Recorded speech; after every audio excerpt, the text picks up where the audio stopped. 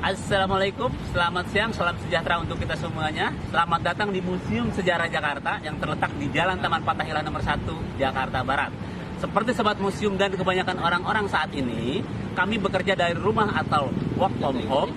Tetapi pada hari ini, saya mendapatkan kesempatan spesial untuk mengadakan virtual tour dan menceritakan ke sobat museum tentang sejarah Kamar Dipanegoro. Baik, mari kita melihat Kamar Dipanegoro. Baik sobat museum, kita sekarang berada di ruang tunggu dari Kamar Dipanegoro. Perlu saya jelaskan sepintas mengenai siapa itu Pangeran Dipanegoro.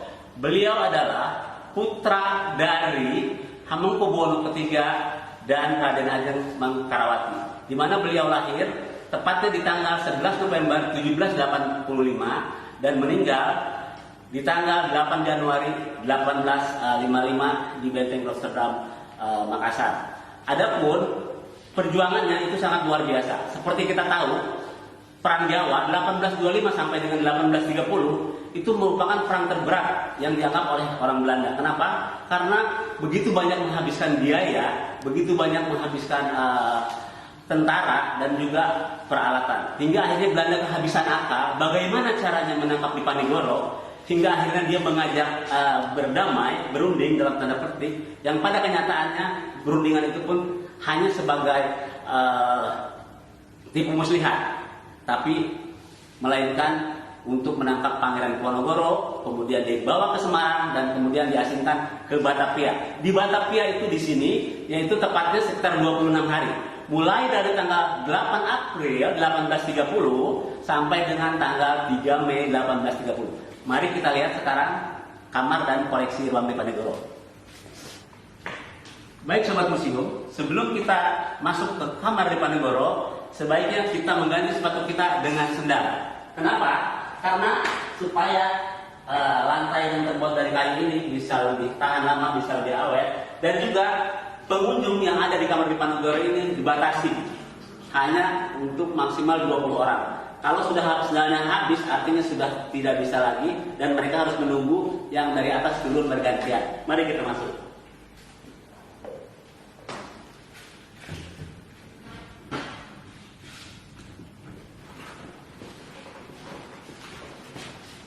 Baik sobat museum, kita sekarang sudah ada di salah satu ruangan yang ada di ruang Pangeran Diponegoro.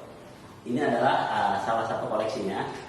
Jadi di ruangan ini dulu Pangeran Diponegoro pernah ditawan sekitar 26 hari. Di mana di bawah ruangan ini itu ada penjara wanita, pahlawan nasional kita, Cut Nyadim pun pernah ditawan di penjara bawah tanah wanita sebelum akhirnya diasingkan ke Sumedang dan meninggal di Sumedang. Baik, di sini kita bisa melihat ada sebuah lukisan karya Raden Saleh Sharif Bustaman, yaitu keturunan Jawa Arab. Beliau melukiskan tentang penangkapan Pangeran Diponegoro di Magelang pada saat 28 Maret 1830, di mana di perjanjian ini seharusnya bentuknya adalah semacam perundingan, ajakan damai, di mana ini satu hari setelah Hari Raya Idul Fitri. Tetapi kenyataannya Pangeran Diponegoro tidak diajak berunding, tetapi melainkan dipaksa untuk menyerah, mengakui pemerintahan Belanda, dan akhirnya mesti turut dibawa ke Semarang dan akhirnya diasingkan ke Batavia, ke ruangan ini. Seperti bisa kita lihat di sini, betapa wajah dari pangeran sangat marah, sangat kesal. Kita bisa melihat dan tangan kirinya pun mengepal, di mana dia sepertinya tidak terima atas perlakuan Jenderal de Kock yang mengkhianati perundingan. Ya, di sini kita bisa melihat juga istrinya Raden Sri Retnoningsih seperti menangis, dan di belakangnya ada Pangeran Diponegoro muda, ya, di mana pada saat itu memang ikut dalam perundingan tersebut. Tapi yang sedikit ganjil kita bisa melihat kepala orang-orang ini, orang-orang Belanda, pembesar-pembesarnya seperti Clarence, Jenderal de Kock, itu lukisannya lebih besar ketimbang tubuhnya. Kita bisa melihat, dan ini mengartikan bahwa Raden Saleh ingin mengatakan bahwa mereka ini seperti monster atau seperti raksasa, ya, jadi menyeramkan karena memang mereka sudah menipu mengkhianati Pangeran Diponegoro. Ya, ini adalah lukisan yang dibuat tahun 1857. Baik, siapa saja orang-orang yang pada saat dari Magelang, Semarang ini kemudian dibawa ke Batavia? Di sini kita bisa melihat rombongan atau orang-orang yang ikut pada saat Pangeran Diponegoro dibawa ke ruangan ini. Yaitu di sini kita bisa melihat totalnya ada 20 orang yang ikut ke ruangan ini. Di sini ada istrinya, ada adik iparnya, punakawan, pelayan dan lain-lain. Di mana totalnya yang ikut sama Pangeran Diponegoro ke Batavia itu sekitar 20 orang. Baik, sekarang kita akan masuk ke ruang berikutnya. Baik Sobat Museum, sekarang kita sudah ada di ruangan yang kedua. Sobat Museum bisa melihat di sini ada kamar tidur, di mana kamar tidur ini sebenarnya bukan yang dipakai oleh pangeran, tetapi hanyalah kamar yang mewakili zamannya pada saat itu, ya. Dan di sini juga kita bisa melihat ada 2 buah surat, tempat sirih, begitu juga dengan kandang burung. Karena pada saat pangeran ditawan di sini, pangeran sempat menulis 2 buah surat yang ditujukan kepada ibunya dan juga kepada anak tertuanya. Di mana kepada ibunya pangeran mengatakan bahwa ibunda tidak usah khawatir, Ananda di Batavia dalam keadaan sehat-sehat saja. Begitu juga kepada anak pertamanya, beliau berpesan supaya menjaga adik-adiknya. Biasalah ucapan orang tua terhadap anak dan sembah sujudnya kepada kedua orang tuanya.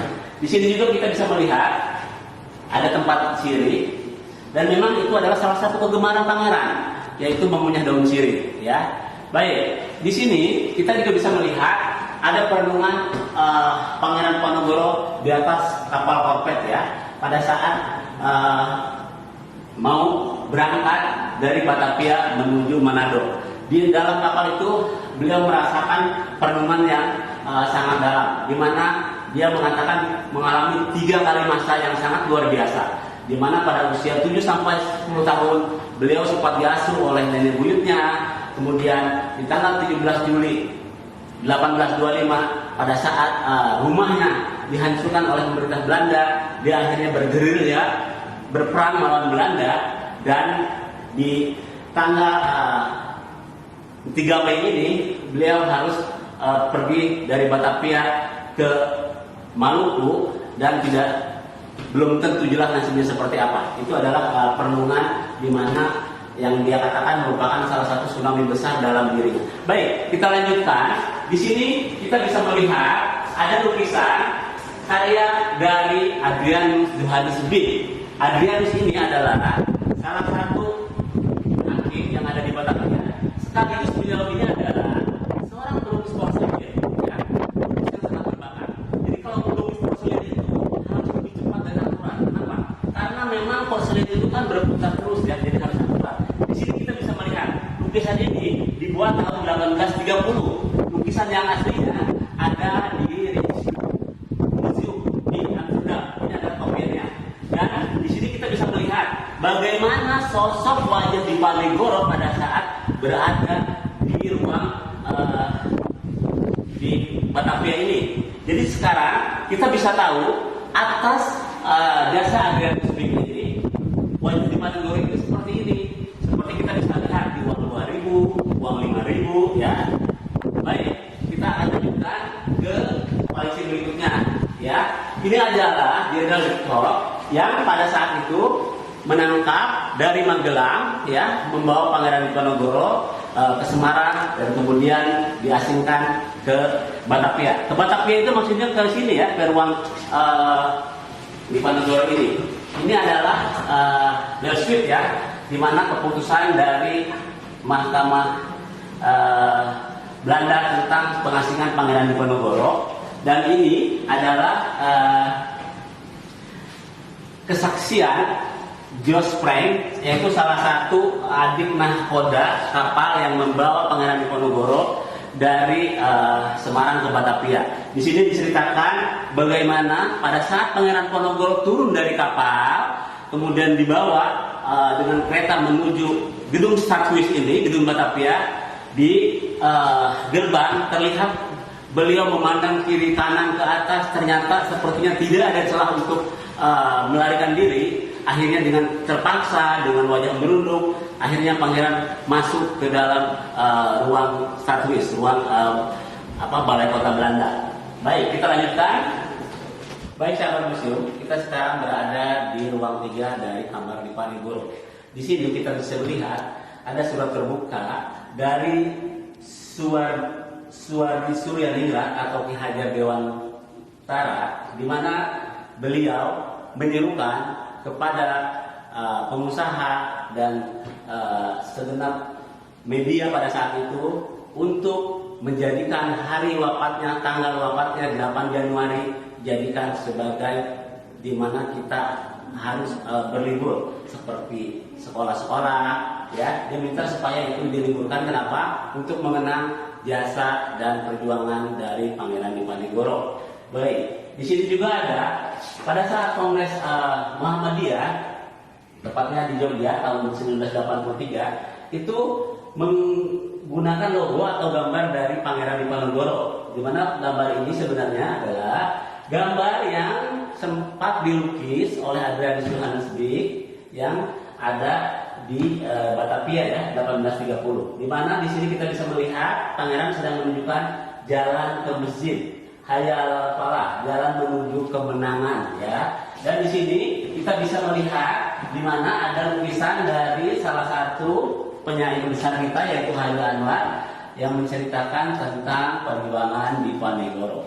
Baik, sahabat museum, ini adalah lini masa. Di lini masa ini diceritakan mulai dari pangeran lahir 11 November 1785, beliau besar, berjuang hingga akhirnya wafat. Di sini adalah tanggal dan tahun kehidupan beliau. Di sini kita bisa melihat 30 April 1830 pada saat beliau di ruangan ini itu baru mendapat keputusan dari untuk diasingkan seumur hidup ke Sulawesi pada saat beliau di sini. Dan beliau akhirnya meninggal pada tanggal 8 Januari 1855 di Benteng Rotterdam, Makassar dalam usia 70 tahun. Dan kemudian pada tanggal 10 November 1973 Pangeran Diponegoro diakui resmi sebagai pahlawan nasional Indonesia. Baik, selanjutnya di sini kita bisa melihat ada peta perang Jawa tahun 1825 sampai 1830. Di perang ini mungkin kita hanya melihat bahwa perang ini hanya 5 tahun, tetapi jangan salah, perang ini adalah perang terberat bagi orang Belanda. Kenapa?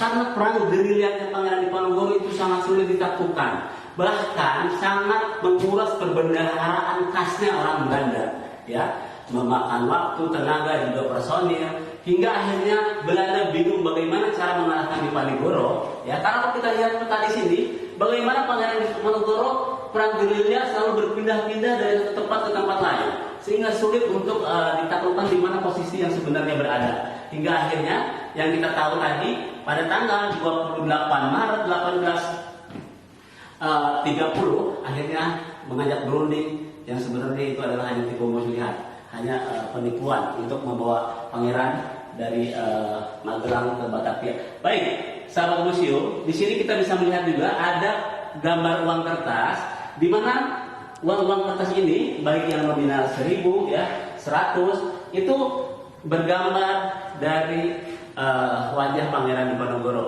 Yang gambar ini juga sama, merupakan bagian dari lukisan yang dilukis oleh Adrianus Beek pada saat beliau ditawan di ruangan ini.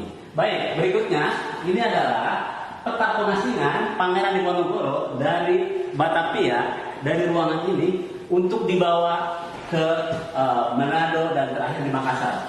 Di sini sebenarnya kita bisa melihat ada perjalanan Pangeran Diponegoro itu pertama tidak langsung ke Makassar ya, di Manado itu sampai 3 tahun, kemudian baru di Makassar itu selama 22 tahun.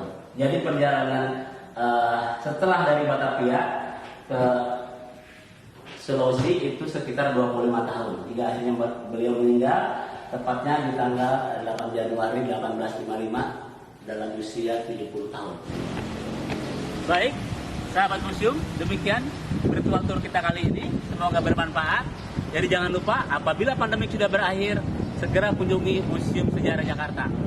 Terima kasih atas perhatiannya. Mohon maaf apabila ada kekurangan dalam penjelasan. Wassalamualaikum warahmatullahi wabarakatuh. Salam museum, museum di hatiku.